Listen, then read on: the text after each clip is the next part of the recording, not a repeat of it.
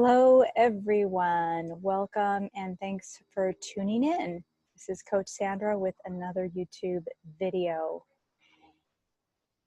Okay, so I'm outside and I know sometimes you guys can hear the planes, but it really is kind of a nice day. It's a little gloomy outside. The sun keeps on popping in and popping out. And for a November day, it actually is pretty warm. It's like 70 degrees. Celsius, I don't know, so I guess you guys will have to figure that one out. What I've decided to do is I would like to create several videos or weave into the videos that I've already created with some personal experiences and challenges that I have overcome. And I'm many times inspired by my clients. I'm inspired by what's happening around me, whether it's something that I read or, something that usually I can relate to. And I've had a lot of experience in my life when it comes to patterns, if you will, sort of psychological patterns or a type of people that come into my life. And I just decided, why not? Why not create these videos? So I'm going to start out with a story, an experience that happened to me that no longer bothers me. In fact, most of my stories do not trigger me anymore. I've worked a lot to overcome. It doesn't mean I'm perfect. Nobody is. But personal development reigns my life. I mean, it's something that I believe in. I've been working on myself for many, many years. And so it's pretty interesting. So I hope that this experience can help some of you that are trying to overcome whether it's codependency or people pleasing and all that other stuff, healthy boundaries and so forth. So, okay, let's begin. So about 12 years ago, I was studying to become a Reiki master, which basically means a Reiki teacher. And a very good friend of mine who I definitely, there's a message that somehow popped up in my recording here. Okay, let that go. So as I was saying, a good friend of mine who actually is Italian and lives in Italy, and some of you may know that I lived in Italy. I'm an Italian citizen, and go back periodically. But at the time, I was living in Italy full time. And I became very good friends with obviously a lot of people, blah, blah, blah. And one of these friends was disapproved basically of me studying and practicing Reiki. And I remember talking to her respectfully, trying to give her information, whether it was on the website or, articles to read.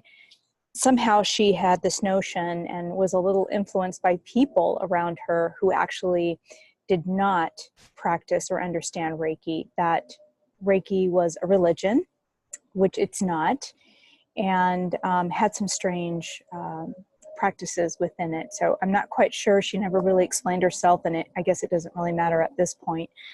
She was just vehemently opposed to me doing this. And we had been practicing Buddhism together. I was a Buddhist for about 12 years in a specific sect of Buddhism. And I was very involved with the organization there in Italy. And that's how I met this friend. So anyways, she just somehow thought that it was going against our Buddhist indoctrination or what have you, and was a contradiction to it. Again, never knew anything about that. But she opposed so much that she actually ended our friendship. And I had known her, for at that point, a good 10 years. And the way she ended the friendship to me was traumatic because she didn't email me, she didn't call me, you know, she didn't, we didn't make peace. There wasn't closure, if you will.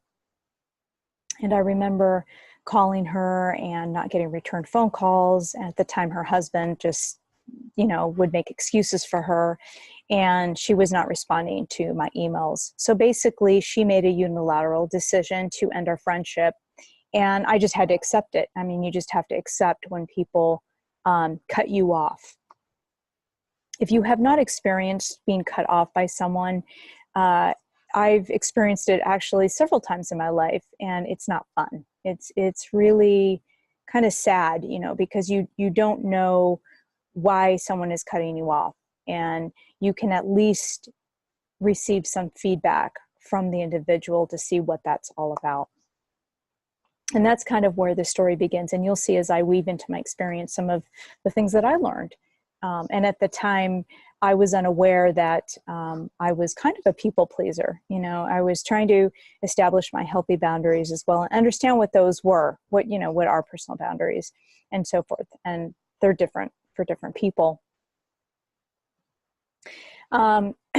So, you know, I have come to the conclusion, knowing, you know, stepping back from this friendship and knowing her like I did. And I knew that she had some problems with other people in general. And I'm not making that the reason. I just wanted to share that it wasn't like she was somebody that was loved by a lot of people. I don't know if any of us are really completely loved by everyone anyway. But she had some, you know, she had some challenges with people in the organization and things like that. And of course, I accepted her for who she was, and she had her quirks, and I accepted those. So this whole thing was very much of a surprise to me. But I think she ended our friendship because she simply didn't like, you know, the direction that I was heading, and most probably couldn't admit that whatever I did made her feel the fear.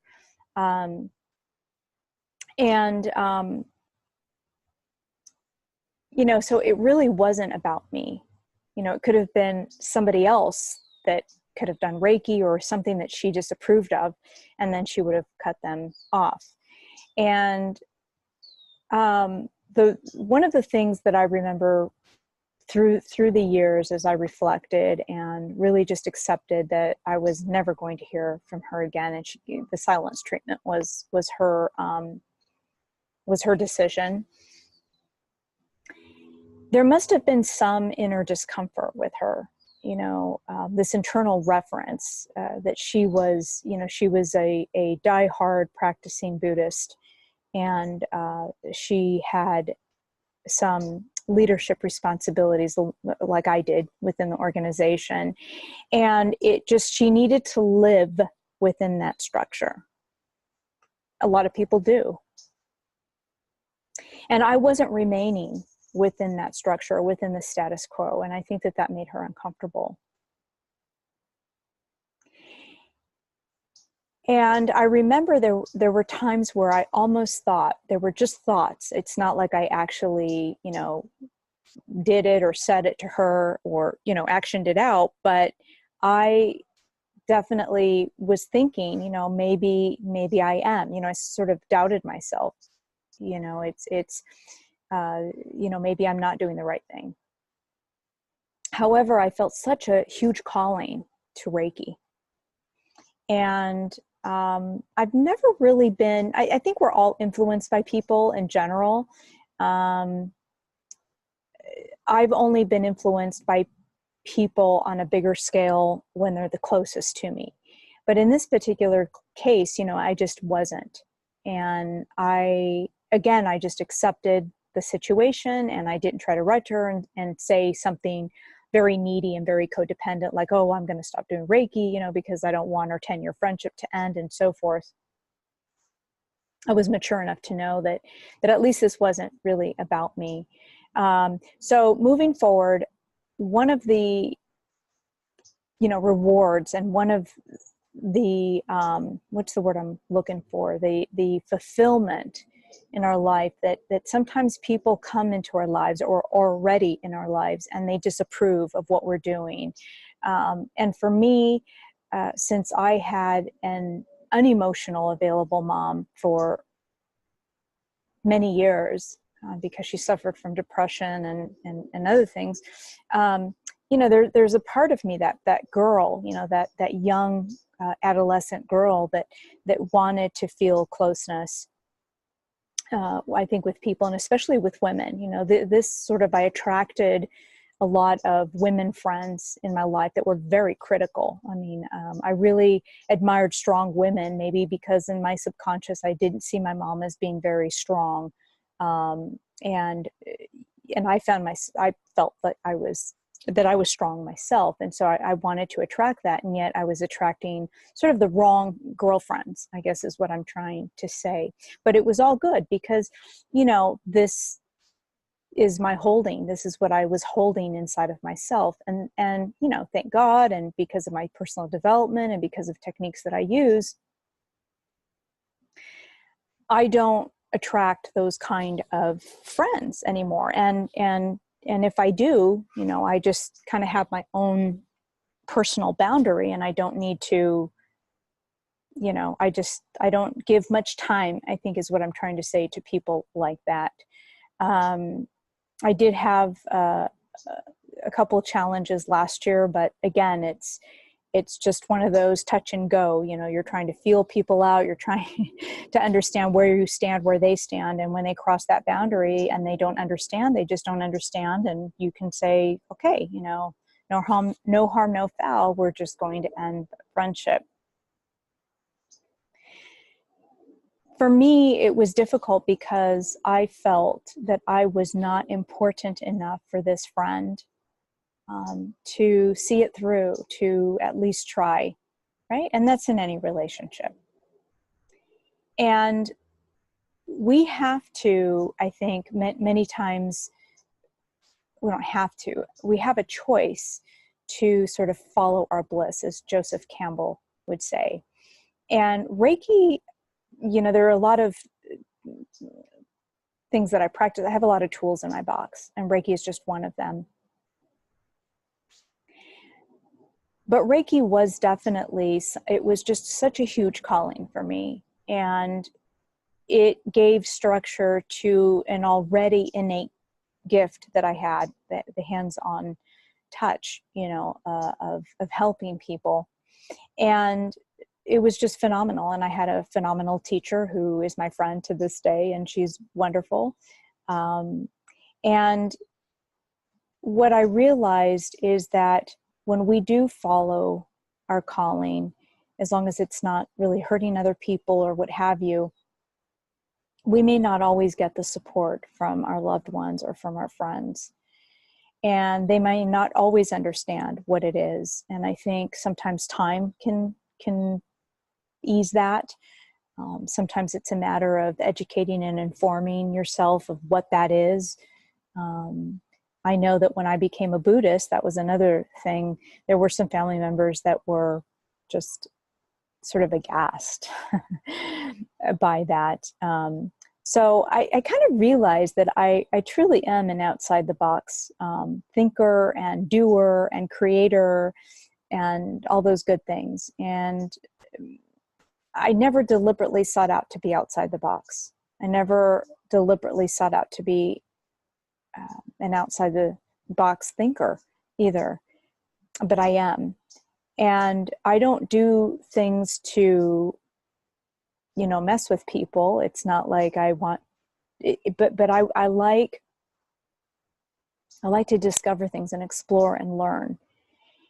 And some of the people that I was attracting, or some of the people that were in my life, did not want that. They wanted status quo. They didn't want change. Even though they said they wanted to change, they didn't want change. I mean, the mentality in this specific, how should I say, I think religions do this. I don't care if you're, a Christian or, practicing Judaism or Islam or anything else. When there's an organization involved, shoot, it could even be politics. Let's throw that in because that's dogmatic in itself. Anytime you're on one side of the fence. There's always going to be dogma, and it's always going to be, you have to do it this way. You have to say it this way. You have to behave this way. And you can't eat this, or you can't practice that, or you can't do that. No, or, whatever it might be, because this is the way it is. And that's why I said, I realized I really, and I'm not a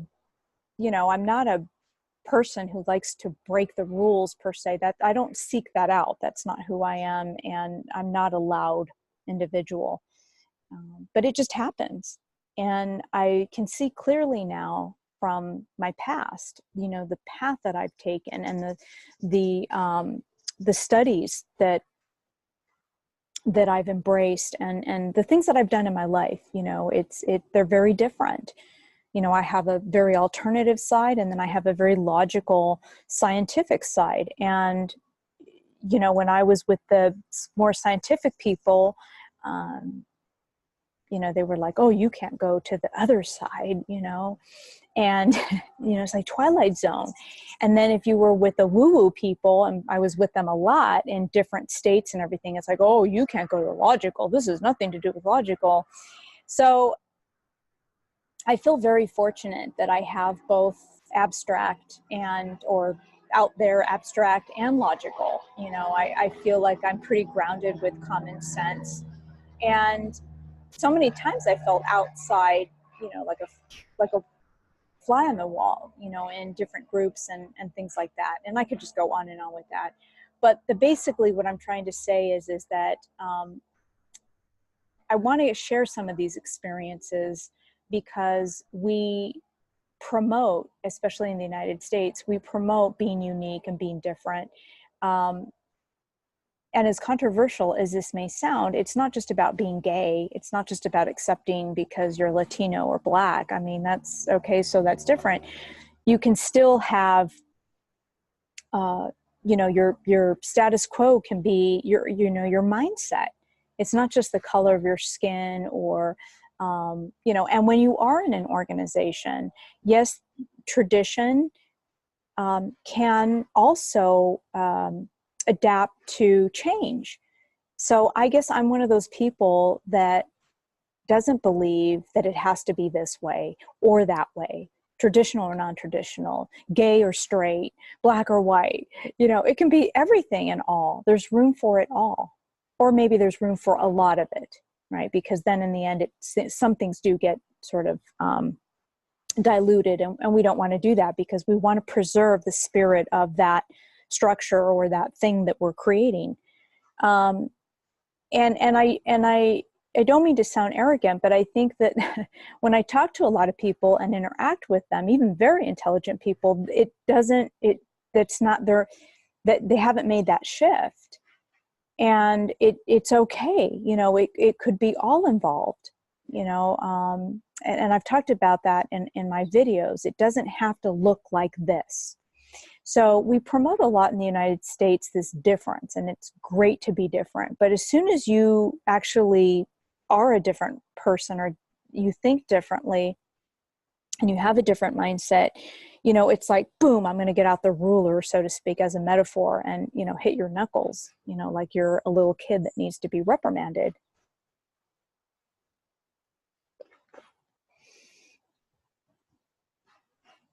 And I think more than ever, I'm really aware of this.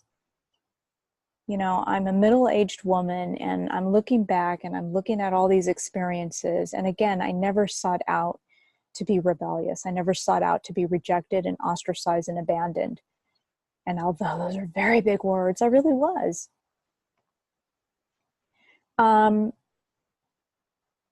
I'm talking about this because I've come out on the other side stronger. When I say stronger, I mean, mental stamina, my creativity. Do I sometimes self-doubt?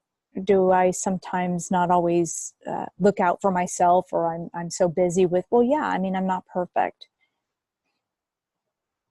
But I love myself enough to say there are just some things I'm not going to compromise on.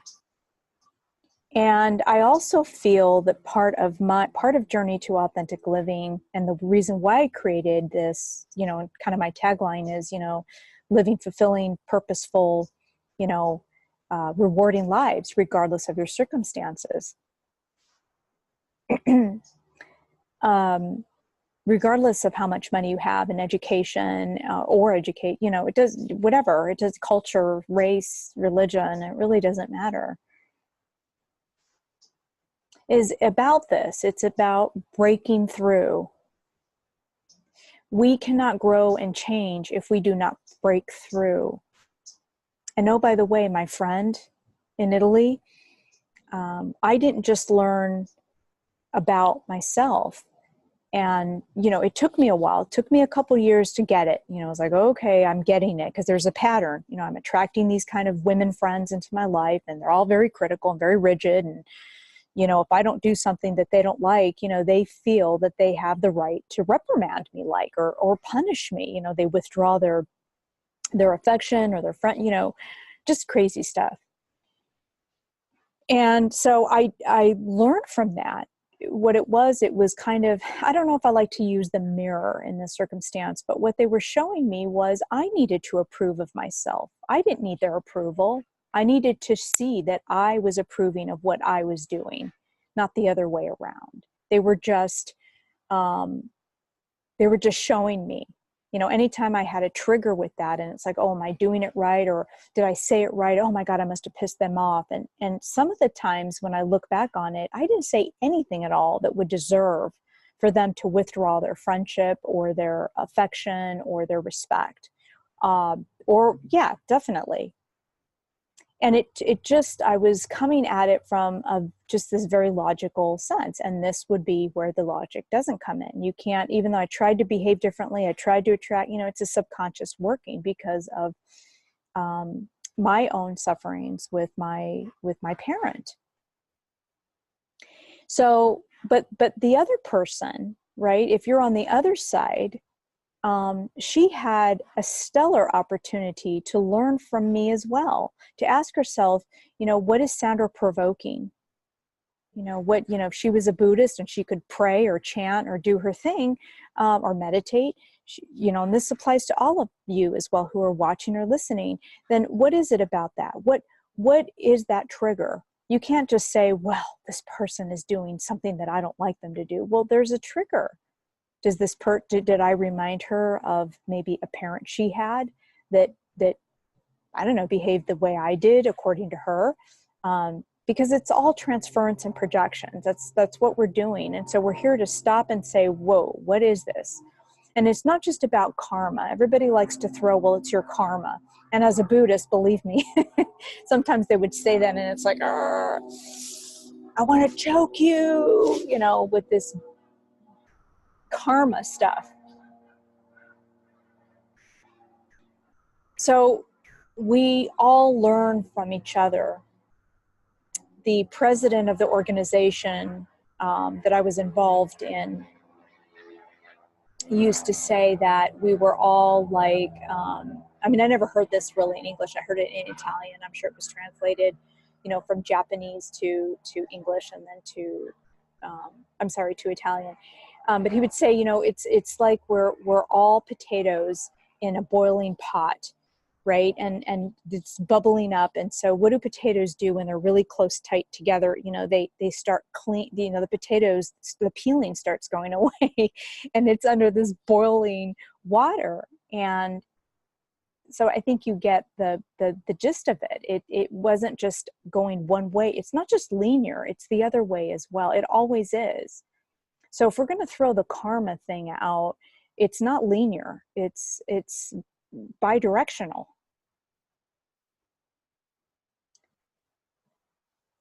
And so again, many times we are going to encounter people that disapprove of what we're doing. It could be jealousy, it could be envy. Maybe you're doing something that they've always wanted to do, or they want to do and they don't have the guts to do it. They can't muster that courage to say, I'm going to see what that is, but they have that resistance. And, it's better to run away because, in their mindset, it's like, well, I don't have to face it. I don't have to, right? And we do that all the time. We do that in social media. We do that on television, on the news, or what have you, and all these things. And there's all these groups of people, and I see them on Facebook all the time. I hear people say, well, I don't watch the news, or I'm not a political person, but yet they're stating their opinion about something. And there's nothing there. It's just kind of like, I want to scratch my head because I'm not quite understanding. So if we were to sit back and say, I don't know anything about politics, or I don't know anything about whatever. And I'm not saying you have to be an expert in everything. I'm just saying, when you formulate an opinion, or when you're making an assumption like my friend did about something that I was doing, it would have been great to have some dialogue about it, and to kind of put it out there so that we could try to understand each other. And I think that is compassion. And, we're living in a world today where everybody's like, well, I don't like you because you think this way, or, I need to hang out with only positive people. And you're going like, yikes. Or I'm only, and I've studied so many different things in my life, and it's the same talk. It's just a different dogma. I'm only going to hang out with people who do astrology, or human design, or Reiki, or shamanism, or, therapists, or physicists, or gardeners, and because they just, or vegans, or paleo, and it's like the same thing. And so it just kind of brings me to that, is that, yeah, I am really outside the box, because I do feel that if I don't see a lot of people, and I'm not patting myself on the back, but I do wish that there were more people out there like me that really can say, you know what, I don't need to spew. I don't need to, throw out these, these offensive things about whatever on social media, or, in a group of people. I mean, you got to get out there. You got to get out there and meet different people with different mindsets and understand where they're coming from. We'll never have compassion. Or you know what? F compassion. Don't even go, I'm not going to even go, an understanding, a deep, true understanding, if we're always going to be in the same stuff. So my friend really, she missed out on a stellar opportunity to really learn from me. And I will end with this. I am so grateful. I have such gratitude in my heart that I followed my calling. Because when I then lived in Colorado, I was able to go to several hospitals and talk to the social workers. I was able to create a whole new system for example, Penrose Hospital. I was involved with a social worker creating integrative therapies, as we call them. And so there was some Reiki, there was some massage, some yoga. I mean, this whole gamma of different modalities to help cancer patients and to help people that were going through, other stuff, not necessarily cancer as well, lost limbs maybe, and things like that. And so, because of that, because of my efforts and because of my calling, life led me to people that at least let me put my fingerprint, if you will, on that situation. And today, still thriving. That integrative therapies is still going on. It's an ongoing thing. I'm not there anymore, but it's still there. That the opportunity to, work with nurses and doctors who believed in my work, they really did. And working with them, and I'll never forget a registered nurse. She was actually German. She married an army guy, and she was in the United States for a really long time, Heike. And sorry if I didn't pronounce that right, but that's what we'd call her. And she would always tell me, she was the head nurse on the 6th floor of Penrose. And so I'd come in and she would say, oh, Sandra, I'm so happy you're here. You know, I couldn't administer more morphine to room such and such. Please go over there. I've already talked to them about your work, and they want you to administer Reiki on them and so forth. And it was like that. There was this camaraderie, there was this collaboration and cooperation, and it wasn't taboo. And I was able to also administer Reiki to the nurses on their break and to other uh, other people in different departments to experience it. Once in a while, we'd have this like sort of free session day for them to come in and experience that. Um, I worked a lot with death and dying. You know, I helped a lot of the family members. That was really when you work, especially in hospice, and they had me go out and do home calls. So I would go to the family's home and sometimes just administer Reiki on them or just do my coaching with them because I was already a certified coach then. The point I'm trying to make here is that other people don't know what our destiny is. We don't even know what our destiny is. But when we truly know that we need to do something, when we have a calling, we need to follow that. That's the key point here. I would have missed out. I would have really missed out on all of this. All of the patients, all of the families I connected with, the nurses and the doctors, that the relationship, the bond that we created. I would have missed all of that had I really doubted myself and said, oh yeah, this friend is correct and I need to refrain from doing what I'm doing because it's weird, it's not correct, it's the devil's work, whatever people think. I would have missed out on this relationship. I would have missed out on the experience that I had. And that really, my friends, is the most important thing to me, is to be able to experience the pain and the joy together, the struggle and the challenges in life that we have. This is life. And to give our life in somebody else's hands or to have them choose for us. We live in a country where, thank goodness, up until now, we have a choice every day. But more importantly than the choice, it's in our mind, our mindset, people. That's what we need to change, is our mindset. Because you can be imprisoned or enslaved. And imprisonment means just you can still get out. And enslavement, or having that slave mentality, you will always be a victim. Okay, you guys, thank you so much for the opportunity for me to share my story with you. And I hope that for some of you that relate to this or are in a dilemma about what to do and try to please your family and your friends and you're not sure and all this and that. And again, I do want to say, it's not that we don't listen to people. It's not like we don't listen to what our family and friends have to say. We want feedback, right? Because we don't always know if we're making the correct decision or not. So we definitely want to hear their concerns because we are in relationship with other people. So I'm not promoting, well, this is my life, I'm going to do whatever the F I feel like, not that kind of attitude. So just to clear that, because that's not my motto. That's not how I live my life. I believe in being calm. I believe in being unemotional about things.